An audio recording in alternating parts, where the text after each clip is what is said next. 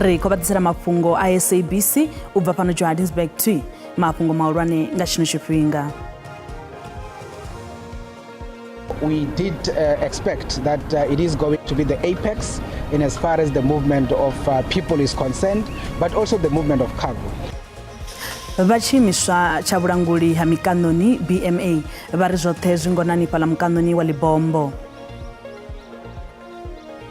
Vhaṅwe vhadzulapo vha vhuṱhogwa nnḓanyana ha Polokwane vunḓuni ḽa Limpopo vha khou ita khuwelelo ya uri vhaenda nga nayo vha shumise buroho u pfuka kha bada khulwane ya N1 u itela uri vha tsireledzee.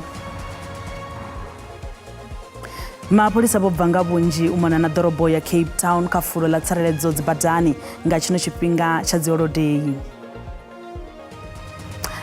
Ndi madekwana nne ndi Jennifer Matsira ri khou vha ṱanganedza fhano kha mafhungo kha SABC 2.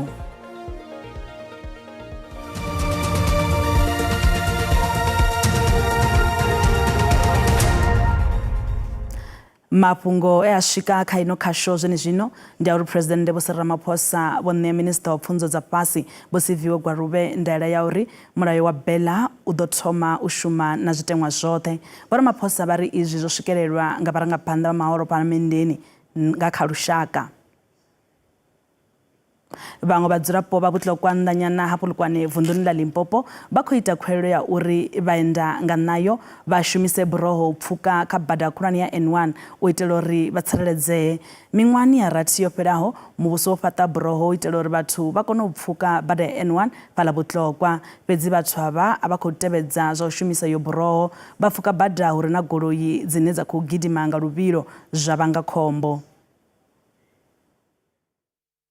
Ri a zwi ḓivha zwa uri gondo ḽa N1 ri ṅwe ḽa magondo a fumi Afrika Tshipembe ḽine ḽa gondo ḽa khombo vhukuma. Ri a zwi ḓivha zwa uri hezwo zwo ambiwa nga vhaḓivhi vha khou sumbedza uri hafha Limpopo na magondo maṋa ane a ḽa vhathu vhao. Ri tshi khou amba zwa zwino gondo ḽa N1 ḽiṅwe ḽa magondo ane ḽi khou fhedza vhathu vhukuma nga maanḓa nga maḓuvha anoni maḓuvha a madakalo. Ndi ngazwo muvhuso wo ḓa wa fhaṱa miratho mivhili hafhanoni ha Ramukhupa ndi phaḽa vhudziwa upfhi Matox vha ḓo vha fhaṱa miratho mivhili uri vhathu vha kone u pfuka vha sa tshimbile nga milenzhe vha dzhena kha heḽi gondo ḽa N1 vha tshi rathela nga ngei na musi vha tshi vhuya nga ngeno. Fhedzi hu khou pfala uri vhathu a vha khou tou shumisa heyi miratho kana hedzi dzi buroho vha khou ṋanga u tou dzhena nga ngomu badani vha tshimbila zwine zwa sia vhathu vhanzhi vha khou tshaisiwa nga mimoḓoro. Musi ri tshi amba na vharangaphanḓa vha tshitshavha hafha vha khou sumbedza uri na ḓirata ine kana luura lwo athiwaho tsini na bada uri vhathu vha songo pfukela nga ngeni vhathu a vha khou lu shumisa zwa sia vhathu vha tshi khou tshaisiwa kana vha tshi khou kuḓiwa nga dzi goloi vhaṅwe vha tshi khou lovha. Ndi fhungo ḽine ḽi khou vha fhungo ḽi khou dina vhukuma ngauri vhunzhi ha vhathu vha khou kuḓiwa nga dzi goloi vha khou tshimbila nga milenzhe nga maanḓa vhaenda nga nayo musi ri tshi lavhelesa gondo ḽa N1 nga maanḓa hanefha ha Ramukhupa na gondo ḽa R81 vhukati ha Giyani na Polokwane. Musi ri tshi amba na vhathu vha khou sumbedza uri vhathu kha vha shumise heyi miratho kana hedzi dzi buroho nga maanḓa nga tshino tshifhinga uri matshilo avho a kone u vhulungea. Honeha musi ri khou lavhelesa vhuendi hone hune vhuendi vhu khou vhonala vhu tshi nga vhu khou ḓi engedzea nga zwithu nga zwiṱuku musi ho tou sala maḓuvha maṱanu fhedzi uri ye kha khushumusi. Ndi ya livhuwa. Musi ri khou bvela phanḓa kha ḽeḽo fhungo vhuendi ho no thoma u tsisikana musi vhaendela mashango vha tshi khou livha fhethu ho fhambananaho nga tshino tshifhinga tsha dzi holiday. Kha fulo ḽa zwa tsireledzo dzibadani nga tshino tshifhinga tsha dzi holiday tshanḓa tsha minista wa vhuendi Vho Mkhuleko Hlengwa vho dalela tollgate ya Grasmere na musi kha fulo ḽa muhasho wa zwa vhuendi ḽa tsireledzo ya magondoni. Fulo iḽi ḽi khou takutshedza musi vhunzhi ha dzikhamphani dzi tshi khou vala u itela maḓuvha aya a dzi holiday hune vhunzhi ha vhathu vha tshi khou endela mashango o fhambananaho. Tshipikwa tshihulwane tsha fulo iḽi ndi u fhungudza tshivhalo tsha khombo na mpfu dza badani nga aya maḓuvha a madakalo u bva tsha uno ṅwedzi wa Nyendavhusiku. Ho no vha na mpfu dza maḓana mana furaru ṱahe dzo vhangwaho nga khombo dza badani dzine dzo engedzea nga phesenthe 3.1 musi dzi tshi vhambedzwa na dza mahoḽa. Let's not drink and drive. Let us not drink and walk. And I think it is important that we have an honest discussion as the country about the levels of alcohol usage. If you look at the fact that the World Health Organization is telling us that South Africa is number 5 in the world in terms of alcohol consumption. Ngei vunḓuni ḽa Free State vha muhasho wa mutakalo vha kha fulo ḽa tsireledzo dzibadani hune vha khou lavhelesa nga maanḓa vhoradzithekhisi, vhareili vha mimoḓoro na vhane vha khou tshimbila nga mabasi na maḽori. Muhasho u khou ṋetshedza tsivhudzo ya mutakalo na u ita ndingo dza HIV. Muhasho u khou ita khuwelo ya uri vharelwi ndoni vha ite vha tshi awela uri vha swike hune vha khou ya vho tsireledzea. What we have observed with the Department of Health is that during festive, quite a number of our clients or our patients tend to be under the impression that sickness also goes on vacation, and that is not the case. Zwichezwo ralo fhala mukanoni wa Livombo vhunzhi ha vhathu vhane vha khou fhira vholivha kha shango ḽa Mozambique nga zwino zwifhinga zwa dzolodei vha ḓo pfukha nga kha mukanoni wa Livombo. Commissioner wa Border Management Authority Dr. Vho Mike Masiapato vha ri vha khou shumisa na mapholisa u vhona uri a huna vhathu vhane vha khou pfukha mukano nga nnḓa ha mulayo. Indeed, today, the 20th of December 2024, we did expect that it is going to be the apex in as far as the movement of people is concerned, but also the movement of cargo. So as we speak up to this point, I can just indicate, for instance, that overnight we've been able to process around 1,000 trucks that actually came out of the South African side going into Mozambican side. Vha BMA vha reka maḓuvha mavhili o fhelaho ho no pfukha vhathu vha no fhira zwigidi zwa 54 fhedzi vhunzhi havho ndi vhadzulapo vha shango ḽa Mozambique. Vhuendi vhu khou lavhelelwa u ṋaṋa u tsitsikana musi vhathu vha tshi khou livha fhethu ho fhambananaho nga tshino tshifhinga tsha dzolodei. Vhaofisiri vha badani na vhone vha khou vhonala nga vhunzhi. U swika zwino ndi khombo dza ḓana furathi dzine dzo no vhigwa vunḓuni ḽa Gauteng nahone mbalo iyi i nga engedzea nga tshino tshifhinga tsha maḓuvha o awela. U khou tsivhudzwa vhareili uri vha ṱhogomele vha enda nga nayo sa izwi vha vhone vhane vha khou kwamesa. We are expecting high traffic volumes on our major road leading into and outside our province. As you can see, it's fully packed here. Our responsibility is to ensure that all these people arrive alive to their various destinations, and that's why we are here in large numbers. Remember, for us, safety is very important. It doesn't matter all categories of road user, whether you are a pedestrian, whether you are a motorist, whether you are a motorcyclist. We want to make sure that these people really arrive alive safely. So, and we want to appeal to our road users at large to say, utilize our public roads responsibly. So, mapholisa ba badani Gauteng ba khou tsivhudza vhaenda nga nayo uri vha songo pfuka dzi bada khulwane. we have got major freeways here, the likes of your N1 to Polokwane, N3 to Durban, to mention just a few, N17 Springs. The problem that we are compounded with is the situation where you have pedestrians wanting to cross freeways, hitchhikers on our freeways, which is not acceptable at all. And some other problem that we are having is alcohol abuse by the pedestrians. They go to places of leisure. We do not want to see them going to places of leisure where they are enjoying their alcohol. Then the next moment they want to cross the road where it is unsafe to do so. Vadzangano la dzithekisi kha lino vha khou takalela mbalo nnzhi ya vhathu vhane vha khou kuvhangana dzirengini vhane vha khou enda nga tshino tshifhinga. The demand is also high, so we've had to also encourage most of the long-distance associations to start working with those that work in the short distances, the local trips and them, because you would imagine these drivers have been up since essentially December started. So we're doing that with them as well. They're getting assistance from those that work the local trips because the demand is a lot less. But yes, we think that after this, many of our operators would have recouped. But you would know the demand is much higher, even also the extent to which they've suffered is a lot more, but at least it gives some sense of cushioning. Vhathu vha zwigidi zwa ḓana fuṱhanu vha kuvhangana park station ḓuvha ḽiṅwe na ḽiṅwe. Vhunzhi ha vhuendi vho kuvhangana henefha ho katelwa mabisi, zwidimela na dzithekisi. Mapholisa vho bva nga vhunzhi u mona na ḓorobo ya Cape Town kha fulo ḽa tsireledzo dzibadani nga tshino tshifhinga tsha holiday. Minista wa mapholisa vho Senzo Mchunu vha ri mbalombalo dza zwenezwino ndi dzavhuḓi vhunga vhugevhenga ho tsela fhasi. Mapholisa vhaswa vha no fhira zwigidi zwivhili na maḓana a sumbe vho iswa fhethu ho fhambananaho u mona na shango hune kha vhenevho vunḓu ḽa Western Cape ḽo wana mapholisa vha maḓana a ṱahe fuina. Mafulo a tsireledzo o takutshedza u mona na shango kha mafulo eneyo mapholisa vho vala bada hune vha khou lavhelesa mimoḓoro yo lugelaho vha badani khathihi na u guduba.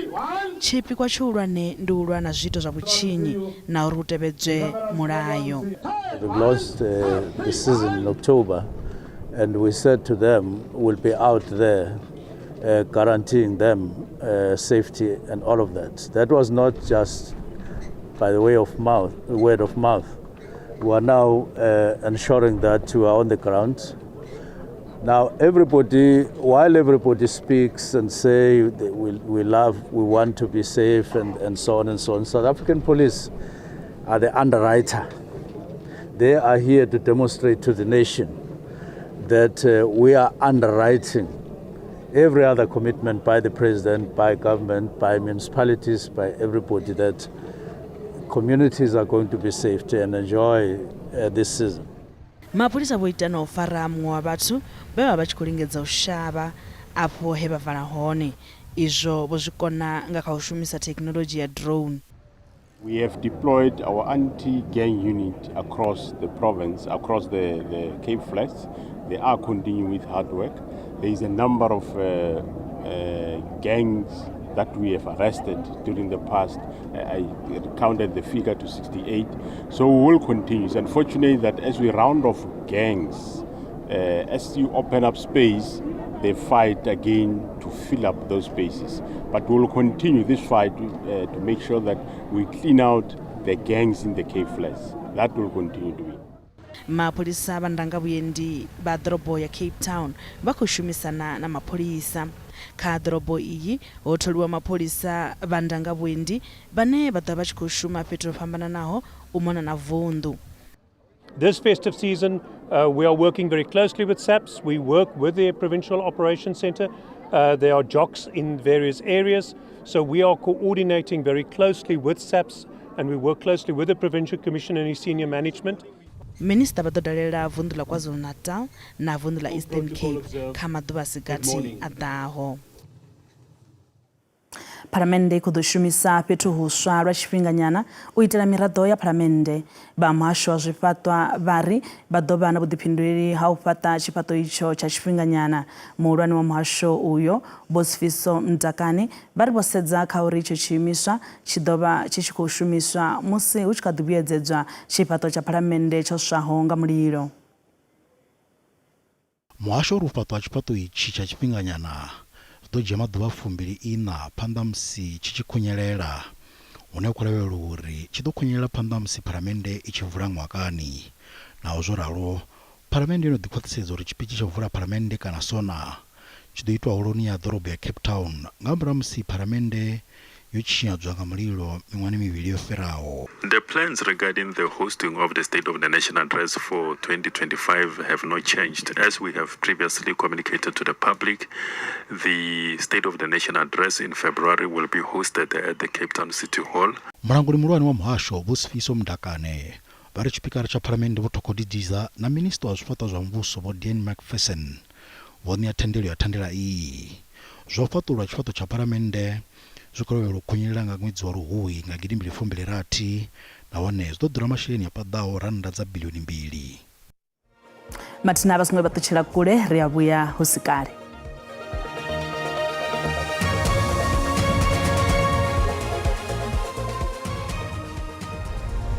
Ri khou dovha hafhu vha ṱanganedza kha mafhungo fhano kha SABC 2. Zwa zwino ri livha kha vhupfiwa ha vhaṱaleli he ra vhudzisa arali vha na nyendo dzine vha khou fara na uri arali zwo ralo ndi zwifhio zwine vha khou ita uri vha swike hune vha khou ya hone vho tsireledzea kha zwino zwifhinga zwa dzi holiday. Matsina vhupfiwa vhu tevhelaho ndi ha vhaṱaleli a si ha SABC.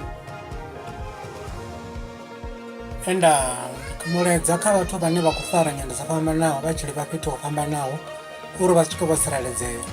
Kha vhareili ndiri vha songo shumisa zwikambi na zwidzidzivhadzi musi vha tshi khou reila, nahone kha vha reile nga luvhilo lwo pimiwaho. Vha songo shumisa luṱingo musi vha tshi khou reila, nahone vha songo fhelelana dzimbilu. Ngeno muledza kha vhaenda nga nayo ndi wa uri vha songo nwa vha tshimbila tsini na bada. Mushonga muhulwane wa uri u swike hune wa khou ya hone ho tsireledzea hafha magondoni ndi u reila u songo neta na musi u songo mila zwikambi. Vha ḓo wana vha tshi tshimbila lwendo lwavhuḓi nga maanḓesesa. Ndi soko vhona ungari ahuna muṅwe mushonga nga nnḓa no tevhedzela maga oṱhe a badani ngauri arali a sa ita ngauralo ndi hone hune a vha o vhea matshilo awe kha risk na matshilo a vhaṅwe vhathu arali o ṋamedza vhathu. Zwino ndi soko vhona ungari arali a vha a tshi khou tshimbila a tshi khou ḓivha zwa uri o hwala vhaṅwe vhathu kana u khou ya hayani kha tshimbila a khou tevhedzela maga oṱhe a badani ndi hone a ḓo swika matshilo awe o vhulungea. Vha masho wa mavhusele na sialala vunḓuni ḽa Eastern Cape vha ri vha khou vhilaedzwa nga mpfu dza vhaṱhannga vhane vha wela muḽani kha vunḓu iḽo. MEC Vho Zolile Williams vha ri kha milayo imaho ya mahumi mavhili ya malo ndi siho mulayoni. Vho Williams vha ri ho farwa vhathu vha 25 vha ri tshivhangi tshihulwane tsha mpfu idzo ndi u fhelelwa nga maḓi muvhilini. We have regrettably lost the lives of 20 initiates from various districts of our province with the following numbers per district. OR Tambo district, 6 deaths, of which 5 are illegal and 1 is legal. In the Krisani district, 5 deaths experienced and 1 illegal and 4 deaths are legal. In the Buffalo City Metro, we've registered 1 death and that initiate was legal. In the Amatole district, we've experienced 3 deaths, all are legal circumcisions. In the Nelson Mandela Metro, we've experienced 2 deaths and both of them are legal. In the Jokabi district, we've experienced 1 death of initiate and that death is a legal initiate. In total, we've experienced 8 illegal deaths of initiates and 12 legal deaths of initiates. In reviewing all these cases, we've noted that dehydration, septicemia, gangrene, hallucinations, and respiratory problems were initiates in the majority of cases couldn't breathe, and these were the main causes of the loss of lives.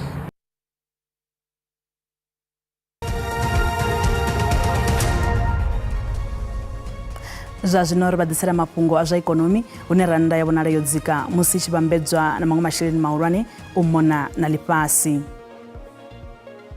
Dollar ndi 18 rand 36 cents, bondo ndi 23 rand 5 cents, euro ndi 19 rand 9 cents, pula yone ndi 1 rand 32 cents. Mikovhe phala JSE inṱha.